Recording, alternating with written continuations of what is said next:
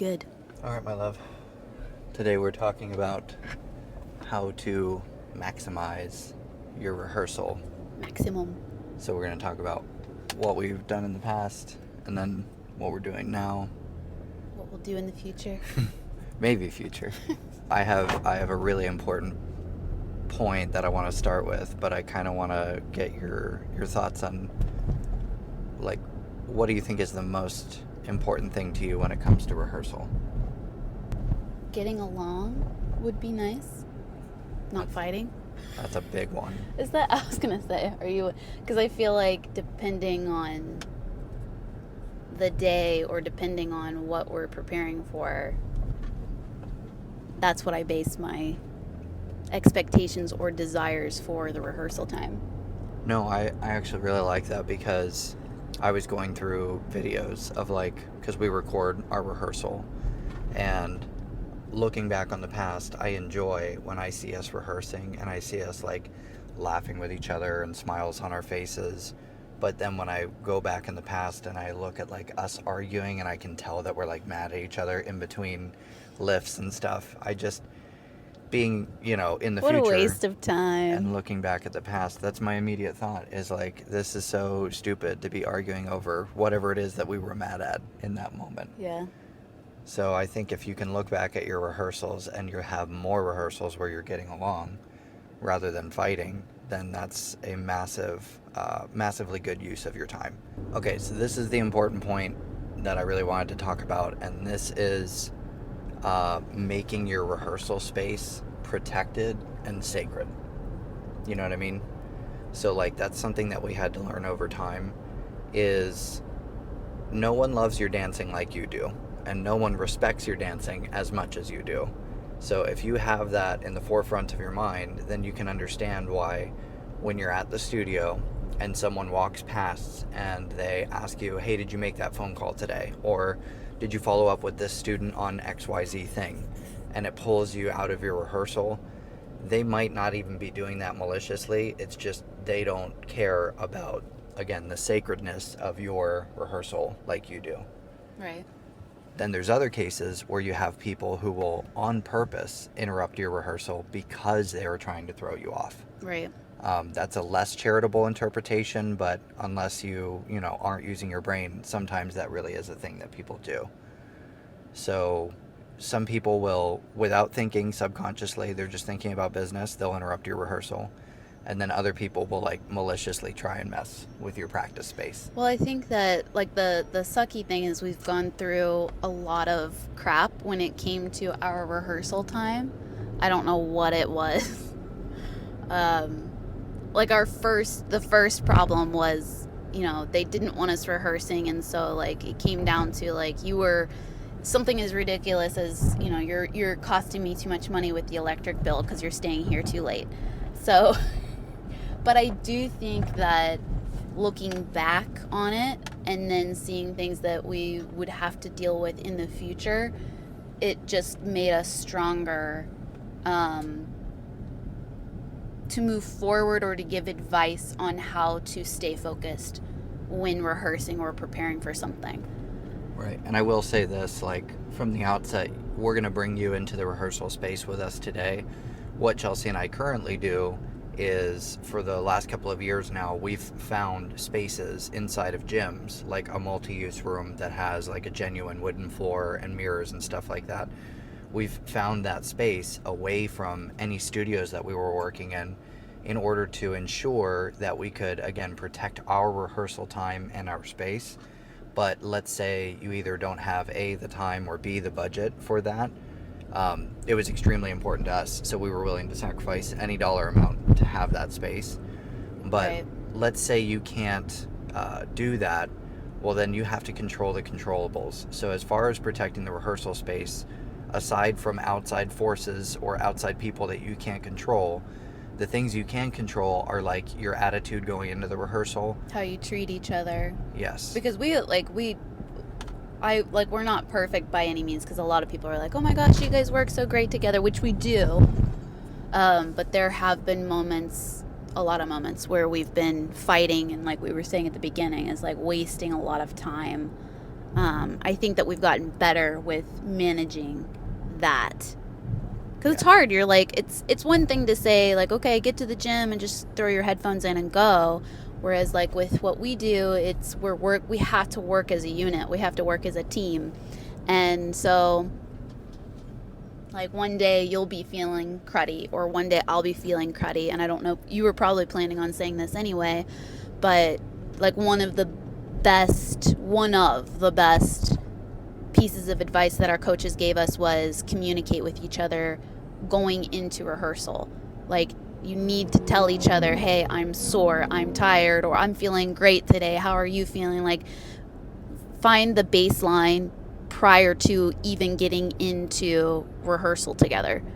And I think that that's been a huge help, because if you just go into it cold, you aren't aware of where your headspace is as the partnership. You know where you're at, but you don't have any idea what your partner is going through at that time. So staying in communication, I think, is key. Just to kind of piggyback off of what you just said, a quick example would be like if I'm really energized and I feel good in my body and I've got all these grand plans, like that really difficult stunt that we've been trying to learn, I want to do it today. And then I didn't communicate that with you. Well, then you come into the rehearsal space and your energy is like zero. And you're literally thinking to yourself, if I can just get through this rehearsal, I'll be okay. And so if we have those two totally different energies going into the rehearsal time and we don't share that with each other, then You're bound to get frustrated with each other. yes, because you're both shooting for two completely different targets. One's shooting for survival, the other is shooting for new and exciting things. It's nice when you're in the same headspace. Yes.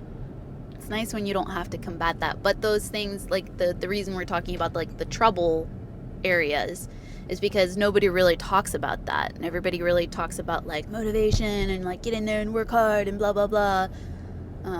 Kick butt and let's go. If you're, especially for long term, like, how realistic is that? So I think that being able to discuss these topics where it's like, okay, you're tired, you're frustrated, or whatever, communicating that with each other, and then going into the rehearsal space, that's going to be extremely helpful in the long run.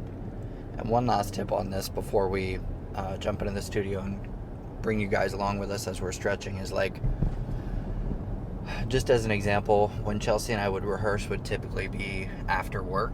So my advice for protecting your rehearsal space, aside from, getting a gym membership away from the studio, would be do not bring your work into the rehearsal Correct. space with you. Yeah, which is really hard. Yeah. Really hard. But coworker drama, manager drama, boss drama, it doesn't matter. It doesn't belong in your rehearsal space, like, whatsoever. That's a huge waste of time, so don't do that. And then if you want to avoid that completely, then you could try, if it's possible with your schedule, to rehearse in the morning before you even start work. I know that's not always possible with every person in every studio, but you said rehearsal in the beginning, in the morning. Yeah. I think that you just have to go through logically, okay, what does my schedule look like? When do I have the most energy, or what's going to fit your current situation? Because I think the reason we were rehearsing so late is because we weren't really waking up in the morning. And then when we were waking up in the morning, that was for the gym. So it just made sense. We were already at the studio. It made sense to just stay after work and rehearse then, and then you don't have a time limit on your rehearsal. And we also said, typically when we do shows or competitions, they're going to be at like 11, 12, 1 in the morning. So it's really late when we would compete or do shows anyway. So it was just priming us to go for a full day, and we can do our routine at the end of the night. So whether you do it in the morning or at night, there's benefits to both, or in the middle of the day. That's what we do now. And it's changed for us over the years, like, right, when we've been rehearsing. And it has to, I think now when we look at it, at least for me, is what makes sense. What makes sense with what we're currently doing without driving all over the place. And we're going to get the most out of that rehearsal session. Yeah. You ready to go stretch? Yeah, but the sunshine looks real. It looks pretty epic. It's like, who needs lighting when you have natural light? We're being sainted right now. But we live in Ohio, so we can't have this all the time. We have to just ebb and flow, ebb and flow. All right, you ready for the question? What is your question for me? Stretching and warming up. Let's just stick with like stretching. What did you do in the past and what's your focus now? What I did in the past for stretching was like, I had no idea what I was doing. I think we did, what was it? We started with yoga, right? And so the stretches that I would do was like purely yoga stuff that I would just kind of implement right before rehearsal just to kind of like warm up my legs and everything. I've never been like super flexible, so I always tried to get there. So that was the past. It was just kind of like self-taught. I'm still self-taught. I've never worked with anyone professionally with stretching. So everything I've done is like research and going through it myself. Now I do active stretching. Okay, so you're talking like active flexibility versus passive flexibility. Correct, yeah. I didn't really know what I was doing, so it was just sitting in a stretch Right. for like 2 minutes. Yeah. And now it's like working inside of the stretching, which is fantastic for what we do because it's not just like on the ground flexibility, like from standing, it's in the air. So learning how to hold a stretch while in the air and developing a line from Brandon's tiny jazz hands, like it's a lot of work on me.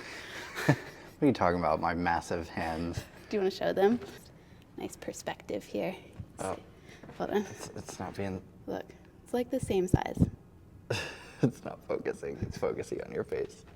Another thing that I started doing was focusing on core. So I would do, from before I was even dancing, I was all about six-pack abs. And I was like doing all these crunches and stuff. I was dedicated. The thing for me is like, I have the drive, I have the dedication, and I will make it happen.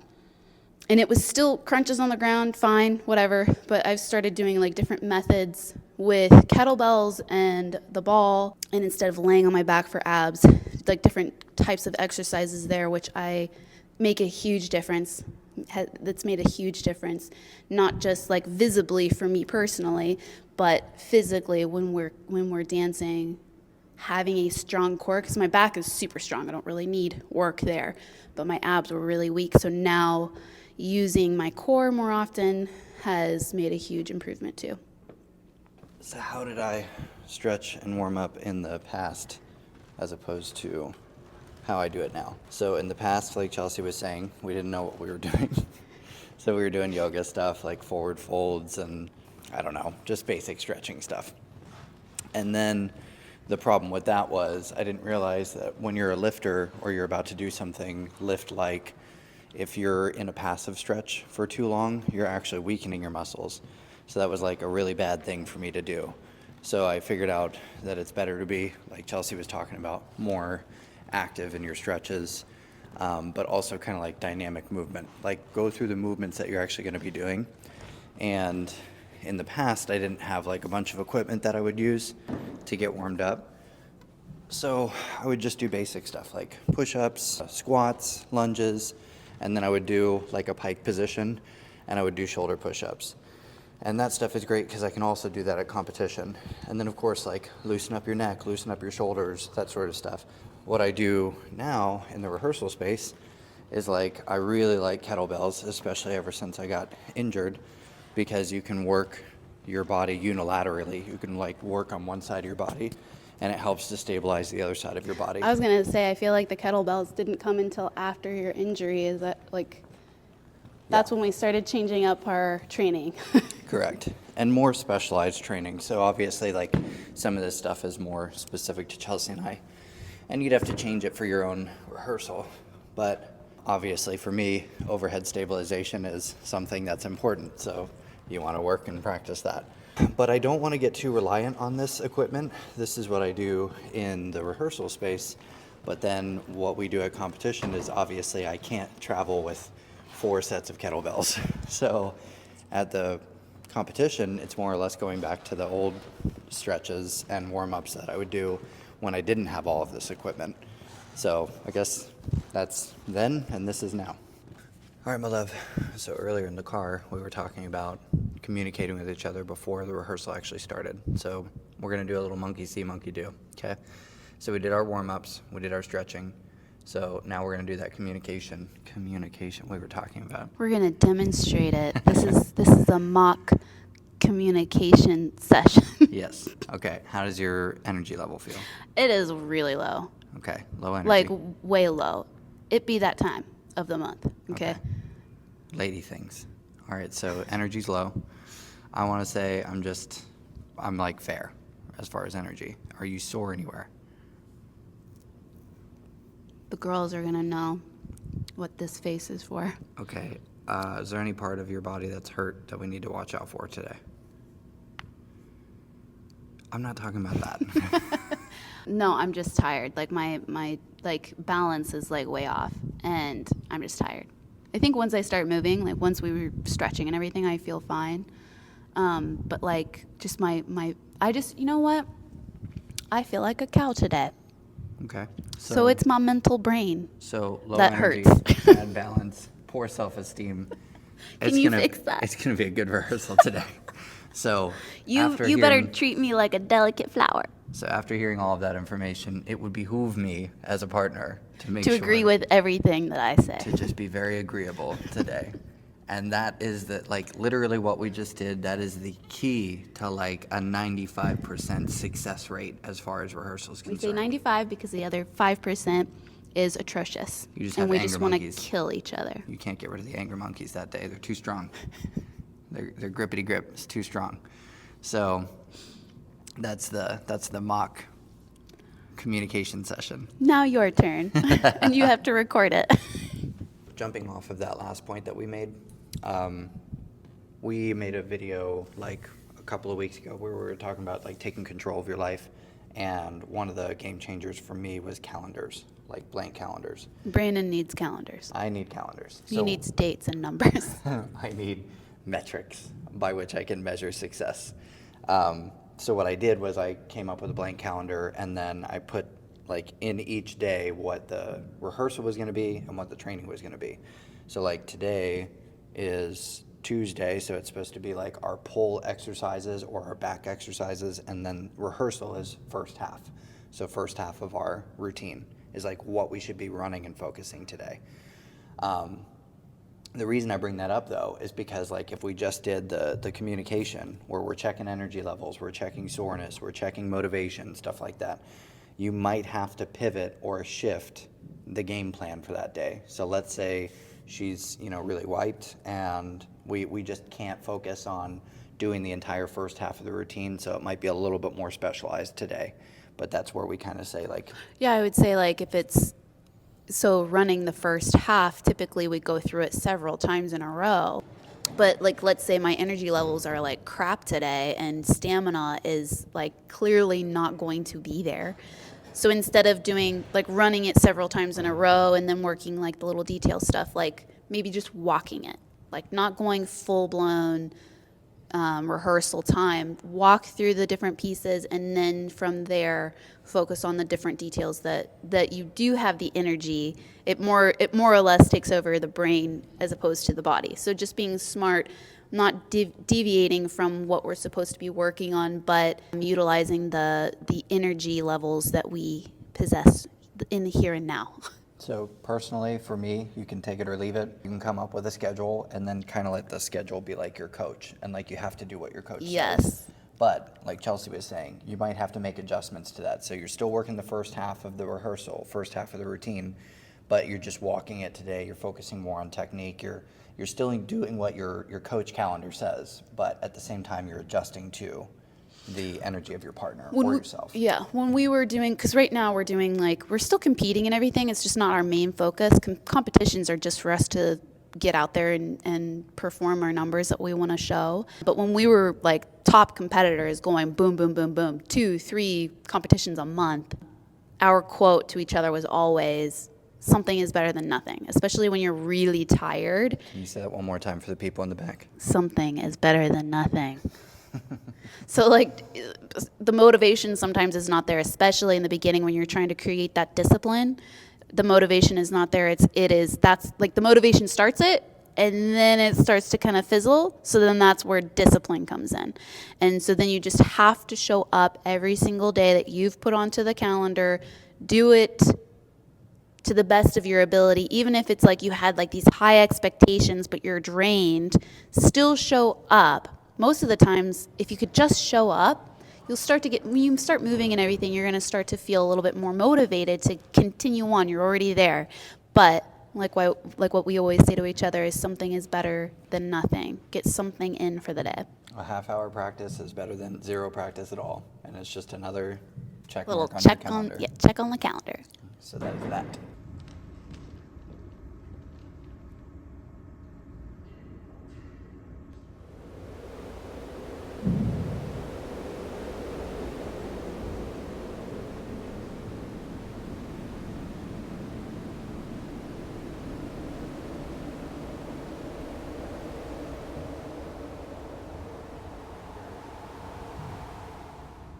All right, tell me what we're up to.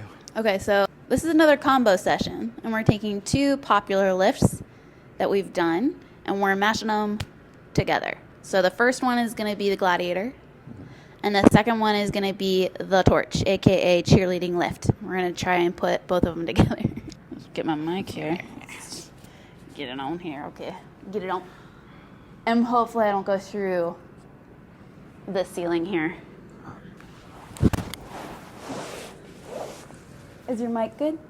I think so. Okay. So 1, gladiator. 2, torch. Oh, You okay? I almost took my arm all the way through. This ceiling is really like rough. It's like a rock. Here, wait. And coming down. Oh my. We're going, Hold. you added that. Hold. Hold. Ta-da. Ta-da. Come down. Oh. Okay, exit needs to be worked on. Well, that was a 1-arm exit. I've never done that before. Ooh. So this time we're gonna stay stationary. Rotation. Stationary. Wait, what's the exit? I'm Like just a gonna bring slow you down. exit? Okay.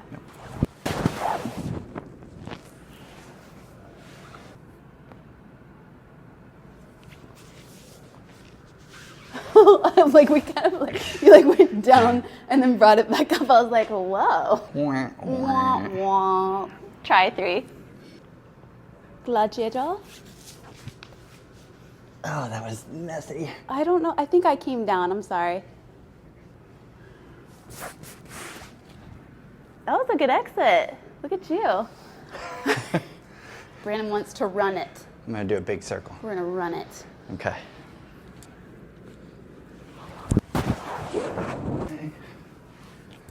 Gladiator.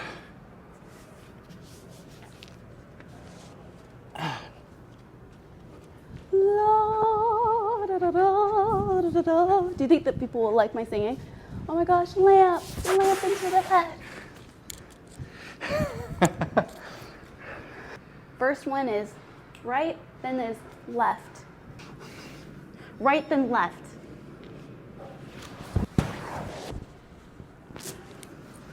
Here comes. It's right.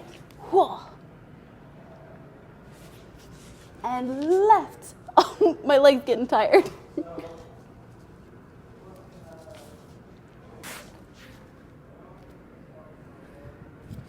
No. Beautiful. All right, sweetie. What's your final tip to close out this video on how to optimize or have the best rehearsal possible? Try and end on a good note. That is a very good tip. And why is that? Why should you end on a good note? I think because, especially since, well, I think that the reason I feel that way is because we've ended on bad notes before. And especially if you're going through a difficult or a rough patch, at least trying to end on a good note to leave the rehearsal space sacred. It's just like when we set rules for the beginning of the rehearsal, setting a schedule for the rehearsal. I think that, making yourselves end on a good note, even if, and that means like do a run well or do a lift whilst not griping at each other. I think make it a point to not finish your rehearsal in a, In a poor upset ma- or argumentative poor state. mood, yeah. Like one of you arguing and running away from the rehearsal, you do that enough times, you're not going to be rehearsing Kind of like anymore. marriage. Yeah. So basically, like, don't let the sun go down on your anger type I think so. mentality. I think so. Just so you're not leaving in a poor. Even if you're still angry, that's fine. I'm not saying like you can't be angry when you leave. That's not what I'm saying because we've done that before. But just ending on a good note, rehearsal wise, so that you can leave that space well and then move forward and then deal with the emotional stuff afterwards. Rather than ending on a really bad note, one of us leaving, angry or whatever, and then you go into that same rehearsal space. It's just kind of like, it kind of taints the room. Yeah. And my last tip would be have a goal for yourself. So there's been periods of time where we've been disciplined, so we've been able to make ourselves go into the rehearsal space because we built up that discipline over time. But if we didn't have a target that we were shooting for, that can quickly suck the wind out of your sails, motivation-wise, but even discipline-wise. You're saying like, you're like final thoughts on this exactly. I'm like literally leaving the rehearsal studio. No, I know, that's good. But That's I like that. Like having like last bit of advice would be on top of all of this other stuff. Yeah, having a goal as to not. I mean, we haven't had a goal every single time. No, but one short-term goal. Okay, I'm getting ready for performing here. I'm getting ready for this competition. Some sort of short-term goal, and then one long-term goal. Right. And just an example of a short-term goal could also be, it doesn't have to be a competition. It could be like, you and I have a piece in our choreography right now that we want to keep we want to change. We can physically do the part right now, but we're not crazy about the choreography. So there's a skill that we'd like to replace. We'd like to replace that choreography with, Right. but we can't do the skill yet confidently. So what we're going to do is we're going to keep the current choreography The way it while is. it's at the same time a goal in our rehearsals is going to be developing this skill that we want to replace, act as a replacement. So that's our immediate goal, or a short-term Goal, yeah, would be something like that. Something that can be easily met with diligence. goal. Correct. Yeah. But I think that's it for me. I'm starting to get the tired eyes. I'm sleepy. I have hungry eyes and tired eyes. Maybe next time. Well, we did rehearsal. We had to do a little switcheroo in the room, as you guys could tell. And then after that, typically after we rehearse, we go and we do our weight training. Mm-hmm. And then go and teach. Yep. But that was a good bye. rehearsal. Okay, bye. We're all done with you now. I think that's it. What is your ending for this one? My ending sentence is going to be, how now, brown cow. Don't we do like an ending action? Yeah, I said it. The ending of this video is, how now, brown cow. And that is all. Type it in the comment section if you made it all the way to the end. Yeah.